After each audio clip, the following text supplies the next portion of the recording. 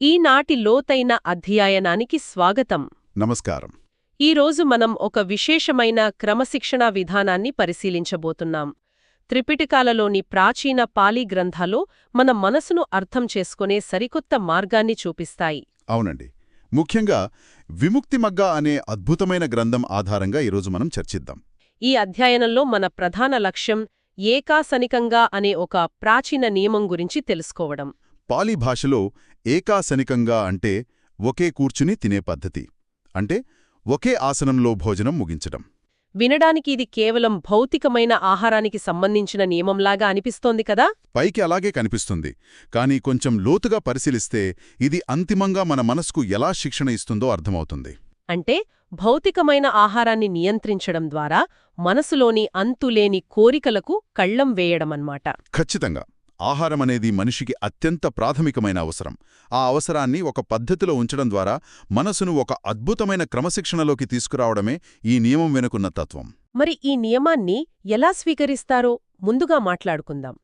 విముక్తిమగ్గ గ్రంథంలో దీనిని ఒక ప్రశ్న-జవాబుల నిర్మాణంలో వివరించారు. అవును. ఈ ఏకాసనిక స్థితిని ఎలా ప్రారంభిస్తారు అనే ప్రశ్నతో ఆ భాగం మొదలవుతుంది. దీన్ని ప్రారంభించడానికి ముందు ఒక భిక్షువు కొన్ని విషయాలను గుర్తించాలి అని అందులో ఉంది కదా. పదే పదే తినడానికి కూర్చోవడం వల్ల కలిగే నష్టాలను గమనించాలి. పదే పదే ఆహారం తీసుకోవడం, అలాగే భిక్షాపాత్రను పదే పదే కడగడం, వీటివల్ల జరిగే నష్టాలను ముందుగా అంచనా వెయ్యాలి. ఈ నష్టం భౌతికమైనదా లేక మానసికమైనదా? ఇది పూర్తిగా మానసికమైన నష్టం. ఒక భిక్షువు పదే పదే భోజనం కోసం సమయం కేటారిస్తే మనసు నిరంతరంగా ఆహారం చుట్టే తిరుగుతుంది. అంటే రోజులో ఎక్కువ భాగం ఈ భౌతిక ప్రక్రియలకే సరిపోతుంది. అవునండి. దీనివల్ల మనసులో ఒక రకమైన గందరగోళం, అలజడి ఏర్పడతాయి. ఇక్కడే ప్రత్యవేక్షణ అనేది చాలా అవసరమవుతుంది.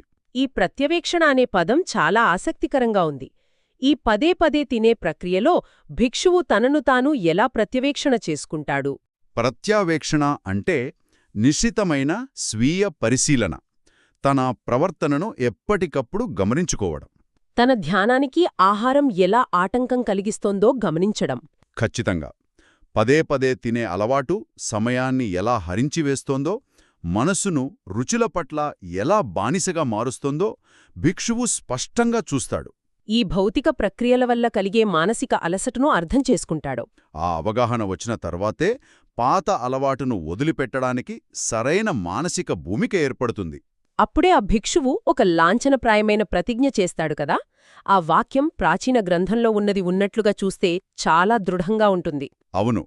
ఈ రోజు నుండి నేను 2 సార్లు కూర్చుని తినడాన్ని తిరస్కరిస్తున్నాను మరియు ఏకాసనికంగా స్థితిని స్వీకరిస్తున్నాను అని వారు ప్రతిజ్ఞ చేస్తారు. ఇందులో తిరస్కరిస్తున్నానో స్వీకరిస్తున్నానో అనే 2 పదాలు చాలా స్పష్టమైన సంకల్పాన్ని చూపిస్తున్నాయి. ఆ వాక్యంలో ఎలాంటి సందిగ్ధతా లేదు. మనస్సులోని నిరంతర ఆశను ఉద్దేశపూర్వకంగా ఛేదించడం ఇది. ఈ ప్రతిజ్ఞ చేయటం ద్వారా ఆహారానికి సంబంధించిన సమయం ఒక నిర్దిష్టమైన చట్రంలోకి వచ్చేస్తుంది. నిజమే. ఒకసారి కూర్చుని తిన్న తర్వాత ఆ రోజుకు ఇక భోజనం గురించి ఆలోచించాల్సిన అవసరం లేదనే ముగింపును ఈ వాక్యం ఇస్తుంది. ఆ తరువాత సమయం మొత్తం ధ్యానానికి ఎలాంటి ఆటంకం లేకుండా వాడుకోవచ్చు. అవును. ఇప్పుడు ఈ క్రమశిక్షణను పాటించే క్రమంలో భోజనం ఎప్పుడు ముగిసిందో నిర్ణయించే 3 స్పష్టమైన హద్దులున్నాయి. వాటిని పరిమితులు అంటారు. వినడానికి ఈ 3 పరిమితులు చాలా ఆసక్తికరంగా ఉంటాయి. మొదటిది ఆసన పరిమితి కదా. అవునండి. భిక్షువు భోజనం చేయడానికి కూర్చున్న ఆసనం నుండి పైకి లేచిన వెంటనే ఆ రోజు భోజనం పూర్తయినట్లు లెక్క. అంటే తాను కూర్చున్న చోట నుండి లేవడమే దానికి ముగింపు. ఆ తర్వాత ఆ రోజుకి మళ్లీ కూర్చుని తినకూడదు. భౌతికమైన కదలికను మానసికమైన ముగింపుగా మార్చే పద్ధతి ఇది. కూర్చోవడం అనేది సన్నద్ధత అయితే, లేవడం అనేది శాశ్వతమైన ముగింపు. సాధారణంగా మన మనసు ఇంకొంచెం తింటే బాగుంటుందేమో అని ఆశపడుతుంది. కాని ఆసనం మీద నుండి లేవగానే దానికి అడ్డుకట్టబడుతుంది. సరిగ్గా చెప్పారు. ఇక రెండవది జలపరిమితి. భిక్షువు తన భోజనం పూర్తయిన తర్వాత పాత్రను కడగడానికి నీటిని స్వీకరించిన వెంటనే ముగింపు ప్రక్రియ మొదలవుతుంది. ఆ పాత్రను కడిగిన తర్వాత ఆ రోజుకు ఎలాంటి ఆహారం తీసుకోకూడదు. ఇక్కడ ఒక సందేహం వస్తుంది. కేవలం నీళ్లతో పాత్రను కడిగినంత మాత్రాన మనసులోని కోరిక నిజంగా ఆగిపోతుందా? ఇది కేవలం శుభ్రతా కార్యక్రమం కాదు. నీరు అనేది ఇక్కడ ఆ రోజు భోజనం చేయాలనే కోరికను కడిగేయడానికి ప్రతీక. అంటే పాత్రను శుభ్రపరచడమనేది మనస్సును ఖాళీగా ఉంచడానికి ఒక సంకేతం. అవునండి. ఒకసారి పాత్ర శుభ్రపడిన తర్వాత భిక్షువు మనసు కూడా ఆ ఖాళీ పాత్రలాగా కోరికలు లేకుండా ప్రశాంతంగా ఉండాలి. ఇక వెతకడమాపు, స్వీకరించడమాపు అని మనసుకు చెప్పడమే దీని అంతరార్థం. చాలా చక్కగా చెప్పారు. ఇక మూడవది ఆహార పరిమితి. ఇది అన్నిటికంటే కఠినమైన మానసిక నియంత్రణ. భోజనం చేస్తున్నప్పుడు ఒక ముద్దను చేతిలోకి తీసుకుని ఇదే చివరిది అని భావించి మ్రింగిన తర్వాత ఆపేయడం కదా ఇది. అవును. తన చేతిలో కానీ పాత్రలో కానీ ఇంకా ఆహారం ఉన్నప్పటికీ ఇదే చివరిది అని నిర్ణయించుకున్నాక తినడమో ఆపేయాలి. అంటే భౌతికంగా అడ్డంకి లేకపోయినా కేవలం తన ఆలోచన ద్వారా పరిమితిని విధించుకోవడం. మునుపటి 2 పరిమితుల్లో భౌతిక చర్యల సహాయం ఉంది, కాని ఇక్కడ కేవలం సంకల్పం మాత్రమే ఉంది. మనసులోని దురాశను గెలవడం ఇది. ఇక్కడ మనం ఒక లోతైన రూపకాన్ని పరిశీలించాలి. వేగంగా ప్రవహించే నదికి ఒక ఆనకట్టను నిర్మిస్తే ఆ నీరు ఎలా నియంత్రణలో ఉంటుందో ఈ పరిమితులు కూడా అలాగే పనిచేస్తాయి. అంటే నది స్వభావం ప్రవహించడం, మనసు స్వభావం కోరికలను ఉత్పత్తి చేయడం. సరిగ్గా చెప్పారు. ఈ ఆసన జల మరియు ఆహార పరిమితులు ఆనకట్టల్లా పనిచేసి మనసులోని కోరికల ప్రవాహాన్ని అదుపు చేస్తాయి. ఈ ఆనకట్టలు లేకపోతే మనసు ఎప్పుడూ ఇంకేదో కావాలనే వెతుకులాటలోనే ఉంటుంది. ఆ వెతుకులాట ఉన్నంతకాలం ఏకాగ్రత సాధ్యం కాదు. ఖచ్చితంగా ఈ పరిమితులు మనసును బంధించడం లేదు, అనవసరమైన భారాల నుండి స్వేచ్ఛను ప్రసాదిస్తున్నాయి. ఇప్పుడు ఈ నియమం వల్ల కలిగే ప్రయోజనాల గురించి కూడా చూద్దాం. విముక్తి మగ్గలో ఈ ఏకాస్నికంగా స్థితి వల్ల ప్రయోజనాలు ఏమిటి అనే ప్రశ్న ఉంది. దీనికి సమాధానంగా అనేక ఆధ్యాత్మిక మరియు భౌతిక ప్రయోజనాలను చెప్పారు. మొదటిది మితత్వం మరియు ఆరోగ్యం.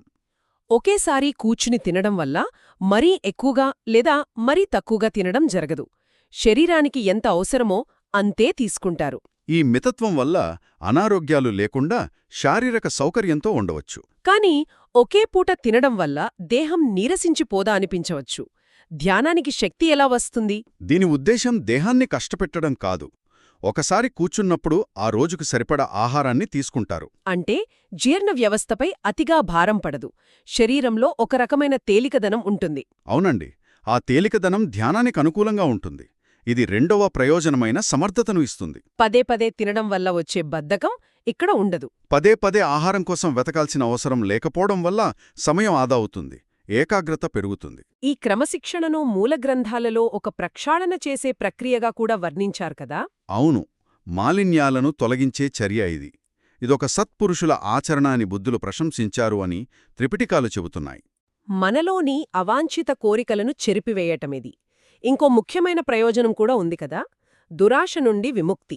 భిక్షువులు ఆహారం కోసం సాధారణ ప్రజలపై ఆధారపడతారు. రోజులో పదే పదే తినాలనే కోరిక ఉంటే తగని కానుకల కోసం ఆశపడటం జరుగుతుంది. ఎవరైనా ఏమైనా ఇస్తారేమోని ఎదురుచూడటం, రుచుల పట్ల వ్యామోహం పెంచుకోవటం లాంటివి జరగవచ్చు. కాని ఈ నియమంలో ఉన్నప్పుడు ఒకసారి భోజనం ముగిశాక ఆ రోజుకు కోరిక చనిపోతుంది. ఎంత రుచికరమైన ఆహారం తీసుకువచ్చినా ఆసక్తి ఉండదు. దురాశను నిర్మూలించటానికి ఇది గొప్ప సాధనం. నిజమే. అయితే ఇంత కఠినమైన నియమాన్ని ఎప్పుడు ఉల్లంఘించినట్లు పరిగణిస్తారో కూడా మనం చర్చించాలి. ఒక భిక్షువు ఏకాసనికంగా స్థితిని ఎలా విచ్ఛిన్నం చేస్తాడు? ఒకే రోజులో 2 సార్లు తినడానికి కూర్చుంటే ఆ నియమం విచ్ఛిన్నమవుతుంది. ఒకసారి ఆసనంపై నుండి లేచిన తరువాత మళ్ళీ ఆహారం కోసం కూర్చోకూడదు. అవును. కాని ఇక్కడొక ముఖ్యమైన మినహాయింపు ఉంది. భోజనం ముగిసిన తర్వాత కూడా నీరు త్రాగడానికి లేదా మందులు తీసుకోవడానికి అనుమతి ఉంది. ఈ మినహాయింపు చూస్తే నియమం ఉద్దేశ్యం దేహాన్ని హింసించడం కాదు అని స్పష్టమవుతోంది. క్రమశిక్షణకు స్వీయ హింసకు మధ్యున్న వ్యత్యాసాన్ని ఇది చూపిస్తోంది. నీరు, మందులు ప్రాథమిక అవసరాలు. వాటిని ఆహారం పడే వ్యామోహంగా చూడలేము. ఈ గ్రంథాలు కేవలం సిద్ధాంతాలు మాత్రమే కాదు, ఆచరణాత్మకమైనవి అనేది రుజువు చేస్తోంది. ఇప్పుడు ఈ మూలాలకు సంబంధించిన చారిత్రక విశ్లేషణను చూద్దాం. ఇది చాలా ఆసక్తికరంగా ఉంటుంది. ప్రస్తుతం మనకు లభించిన విముక్తి మగ్గ గ్రంథం చైనీస్ పాఠ్యం ఆధారంగా అనువదించబడింది. ఆ చైనీస్ అనువాదంలో కొన్ని భాగాలు అస్పష్టంగా ఉన్నాయని పండితులు చెబుతున్నారు కదా? అవును. ఒక భాష నుండి మరొక భాషలోకి గ్రంథాలు ప్రయాణించినప్పుడు ఇలా జరుగుతుంది. ఉదాహరణకు, ఈ నియమాన్ని ఎవరు స్వీకరిస్తారు అనే ముఖ్యమైన ప్రశ్నకు సమాధానం చైనీస్ పాఠ్యంలో లోపించింది. అవునండి. ఆ సమాధానం ఎక్కడో అదృశ్యమైపోయింది. కానీ పండితులు ఇదే గ్రంథం యొక్క టిబెటన్ అనువాదాన్ని పరిశీలించారు. టిబెటన్ అనువాదంలో మాత్రం ఈ సమాధానం సురక్షితంగా దొరికింది కదా. ఒక అనువాదంలో లోపించినది మరొక దానిలో దొరకడం విశేషం. అలాగే పాఠ్యంలోని వాక్యాల అమరిక గురించి కూడా ఒక అకాడమిక్ చర్చ ఉంది. గ్రంథంలో ఇది సత్పురుషుల ఆచరణ, ప్రక్షాళన ప్రక్రియ మరియు బుద్ధులు దీనిని ప్రశంసించారు అనే వాక్యాలున్నాయి. ఈ వాక్యాలు చైనీస్ గ్రంథంలో ఉండాల్సిన చోట కాకుండా తప్పుచోట ఉంచబడ్డాయి. నియమం వల్ల కలిగే ప్రయోజనాలు వివరించే విభాగంలో ఉండాల్సినవి నియమాన్ని ఎలా స్వీకరిస్తారు అనే విభాగంలోకి చేరిపోయాయి. చరిత్రకారులు 2 భాషల గ్రంథాలను సరిపోల్చడం ద్వారా ఈ తప్పులను గుర్తించి మూల పాఠ్యాన్ని పునరుద్ధరించగలిగారు. ఇలాంటి పరిశోధనల వల్లే ఈ రోజు మనకు ఇంత స్పష్టమైన అవగాహన లభిస్తోంది. అవును, అనువాదాల్లో తప్పులు దొర్లినా ఈ గ్రంథం చెప్పే సారాంశం మాత్రం చెక్కుచెదరలేదు. వింపుకు సంబంధించిన కఠినమైన క్రమశిక్షణ. ఆంగ్లంలో దీనిని పండితులు డిసిప్లిన్ ఆఫ్ ఫైనాలిటీ అని వర్ణిస్తారు. ఒక పని పూర్తయింది అని నిర్ణయించిన తర్వాత ఇక దానికి ఒక శాశ్వతమైన ముగింపు పలకడం. ఆసను నుండి లేచినా పాత్రను కడిగినా అది ఒక ఖచ్చితమైన ముగింపు. ఆ తర్వాత రాజ్యపట్టం ఉండదు. ఈ ముగింపు అనే భావన మనసును తీర్చిదిద్దే అత్యుత్తమ విధానం. ఒకసారి ముగింపు పలికిన తర్వాత మళ్లీ దానివైపు వెళ్లకపోవటం మనసుకిచ్చే గొప్ప శిక్షణ. సాధారణంగా మనసు ఒక అనుభవాన్ని మళ్లీ మళ్లీ ఆస్వాదించాలని తపిస్తుంది. కాని ఈ ఆచరణ ఆ కోరికను ప్రాథమిక స్థాయిలోనే ఆపుతుంది. భౌతిక చర్య ఆగిపోవడమే కాదు, ఆ చర్య పట్ల మనస్సులో ఉన్న అనుబంధాన్ని కూడా తెంచుకోవడం. ఈ స్థిరత్వం మనోనిగ్రహంలో ఉన్నత స్థాయికి తీసుకువెళుతుంది. ఇది నిజమైన స్వేచ్ఛనిస్తుంది. ఈనాటి లోతైన అధ్యయనం చివర్లో మనం ఒక కొత్త అంశాన్ని ఆలోచించాలి. ప్రాచీన కాలంలో కేవలం ఒక్క పూట భోజనానికే ఇన్ని హద్దులు పెట్టుకున్నారు కదా. అవునండి, పర్యవేక్షణ విధానం ద్వారా మనసులోని అనంతమైన కోరికలకు అద్భుతమైన కళ్లం వేశారు. కాని ప్రస్తుత ప్రపంచాన్ని ఊహించండి.